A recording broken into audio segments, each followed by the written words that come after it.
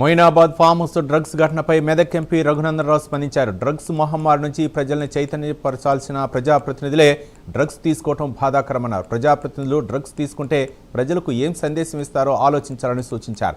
Eagle team సోదాలకు వెళ్లినప్పుడు గన్తో కాల్పులు జరపడం ఈ ఘటన తీవ్రతను చూపుతోందన్నారు.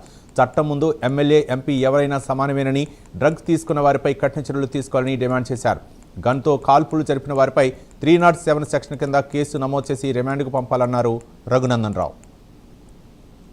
డ్రగ్స్ అనేటువంటి మహమ్మారి నుంచి ప్రజలని కాపాడాల్సినటువంటి గౌరవ ప్రజాప్రతినిధులు, కొంతమంది మాజీ ప్రజాప్రతినిధులే ఇట్లాంటి పార్టీలలో పాల్గొని ప్రజలకి ఏ రకమైనటువంటి మెసేజ్ పంపాలనుకుంటున్నారో ఒకసారి అట్లాంటి ప్రజాప్రతినిధులు ఆలోచించుకోవాలి.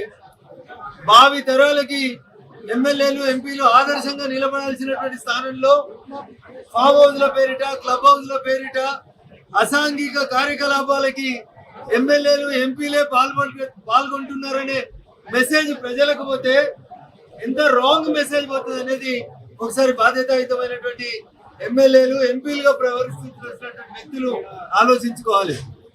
తెలంగాణ ప్రభుత్వం ఆధ్వర్యంలో డ్రగ్స్ కంట్రోల్ కోసం ఈగిల్ టీం పోతే వాళ్ళ దగ్గర ఉన్న తుపాకీ తీసి కాలువాలన్న ఆలోచన వచ్చిందంటే వాళ్ళు ఎంత దుర్మార్గమైనటువంటి ఆలోచనలో ఉన్నారు, లేదా ఎంత దుర్మార్గంగా మత్తు మందుల ప్రభావానికి లోనైనారనేది ఒకసారి ఆలోచించాలి. ఎమ్మెల్యే లేదు, ఎంపీ లేదు, ఎవరు లేడు.